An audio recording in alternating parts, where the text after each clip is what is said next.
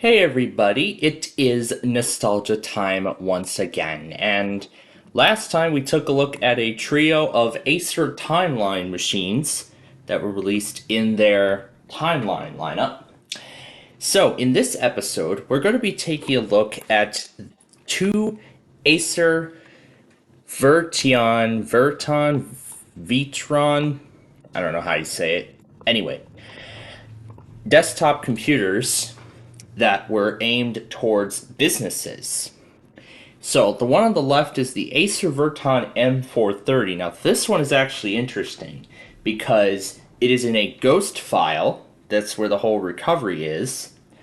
It comes in both a 32 and a 64-bit version. For our purposes, we're going to do the 32-bit version.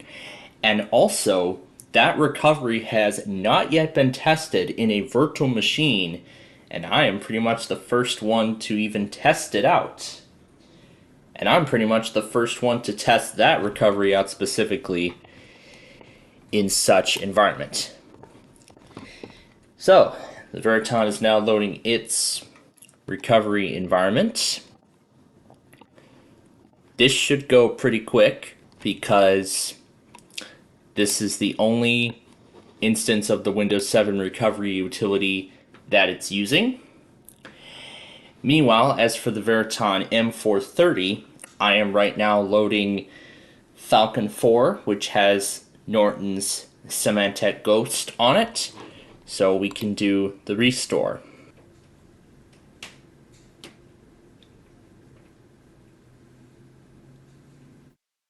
Yeah, as I figured, it's not going to work.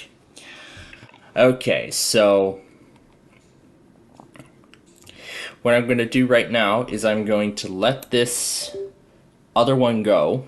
I'm going to grab a system disk, and then we'll come back to it when I have that ready. What I'm going to do now is put in the flash drive that I have also plugged in. I've got two flash drives. One has the disks for the X275 and the other has the ghost file for the M430. So, we'll open up the restore utility. So let's hope this works, because we've been used to doing recoveries from all the CDs. Oh, look at that, I already found the image. Alright, we'll open that up. However, it says code 0, later ghost version required. Okay, so what this means then is that this is an older version of Symantec Ghost. We probably needed Falcon 4.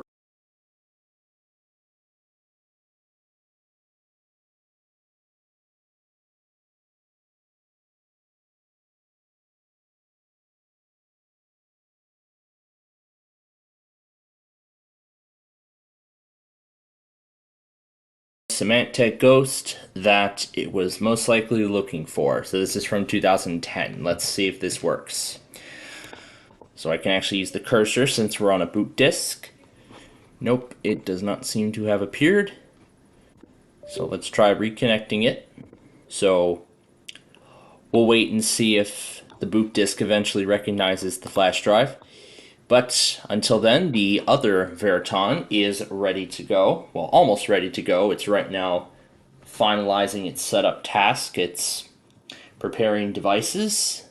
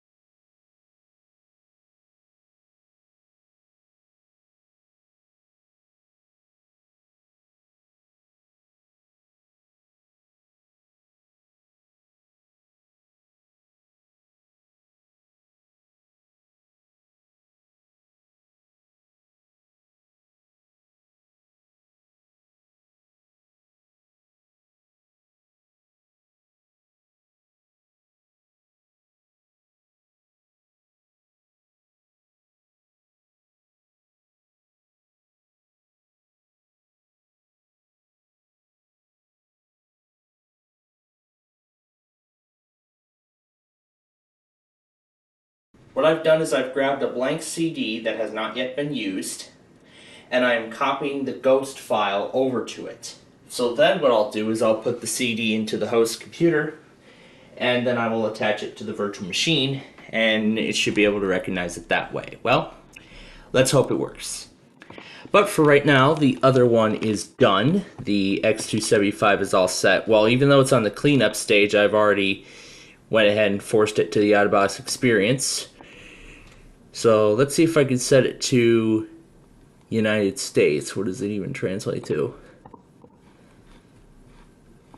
Because this is in Finnish, by the way, so yeah. I honestly don't know. But there we go. It detected my keyboard layout, so that'll at least give me some hints. So this will at least give me an idea. So yid/vex, whatever that is United States. And then that is English US.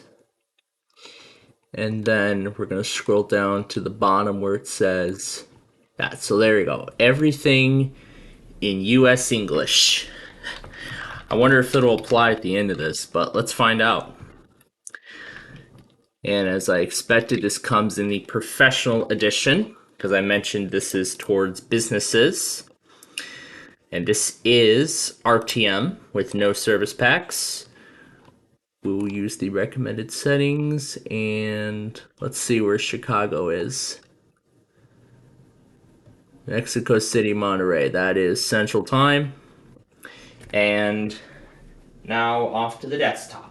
So what I'm trying now is I'm burning the ghost file to the CD, and it should hopefully work, but we'll find out. For right now, though, here we are at the desktop of the Vertion X275. It almost looks like a very familiar setup, but considering that this is a business-based machine, it comes, as I've mentioned, with Windows 7 Professional. The launch tool with the software came up before the out-of-box experience, which usually happens with Service Pack 1. But interestingly, this is happening with the RTM edition. So, interesting. But we also have a different program on here. It's called the Vertion Control Center, which I suppose is a control panel for the computer. Yep. So basically, this has options for, power saving measures, configuring Smart Boot, which I suppose is a tool that helps minimize the boot time. And then Quick Migration is a data transfer tool. And then we know what e-settings and e-lock and everything else is. So I'll just tell it no. But let's take a look at the rest. So we've also got Adobe Reader 9. We have Office 2010 because it was just released at that period of time. And then of course we have Windows Update and all that stuff. And because this is the professional edition of Windows 7, we get the Windows Virtual PC program preloaded. So let's just type in the... Let's see if I can... Do I have to put a password in? Yeah, I guess so.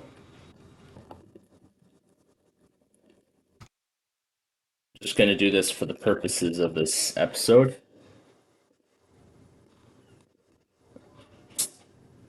So it's essentially going through as you would in a Windows XP out-of-box experience when you're setting up Windows XP mode for the first time, which, as many of you know by now, it is a virtual machine for Windows 7 Professional, Enterprise, and Ultimate editions, in which you can run older Windows XP programs on there that are otherwise incompatible with Windows 7. So now that I've burned the CD, let's go back over here And there's our image. Okay, we'll hit open. Maybe I have to double click it. Uh-oh, did it just crash? I guess trying to open it crashes the program. Well, this can't be good.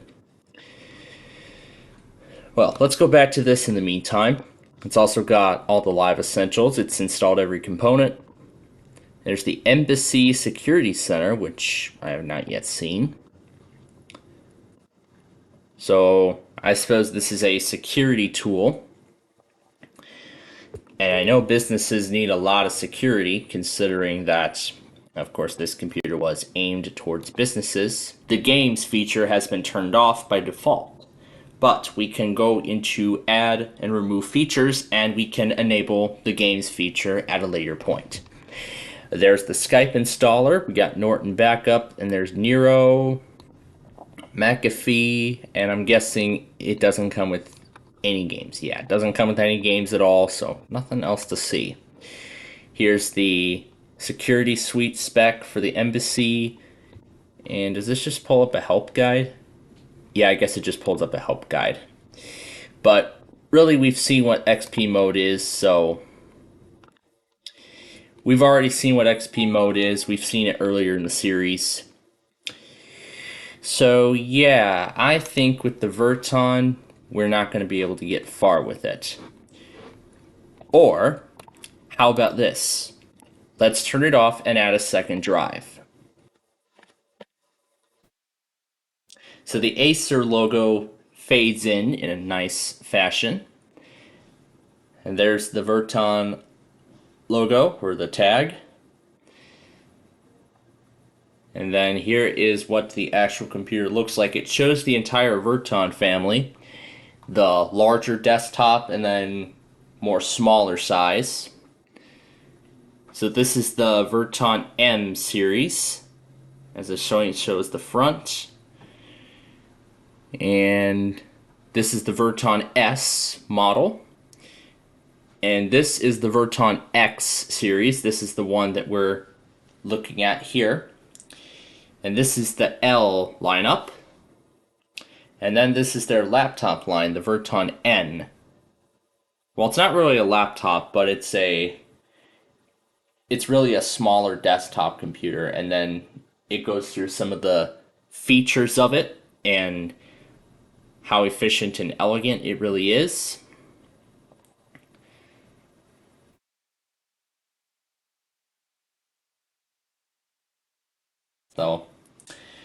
So basically this screensaver talks about the Vertion family of Acer machines.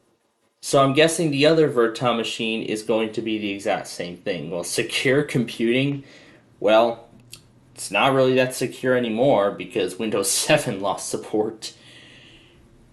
And then it also shows about how you open the computer if you need to change parts out, and how you can quickly and easily upgrade hardware inside of there. You can add more RAM, you can put in a different disk drive, and everything like that. And it also has those helpful utilities we were just taking a look at. And then it talks about how environmentally friendly it is. So I see what Acer was trying to do beforehand. And in fact, Windows Update now on Windows 11 is actually trying to do the exact same thing.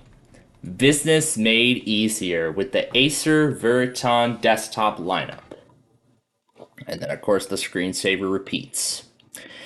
So, going back to the M430, I'm going to see if it recognizes my SATA drive. So we should have two drives. Okay, we have a Falcon 4 and we have... Yeah, that can't be good. It is not reading the SATA drive. So, yeah, I'd say that is a fail. So, was hoping we would get somewhere with it, but Yeah, that's a fail. So, unfortunately, we won't be able to progress any further with that one, but, at least we tried. So, then in our next episode, we're going to take a look at the Nitro series. It's actually going to be an interesting one. But, until then, thanks for watching, and we'll see you in the next episode.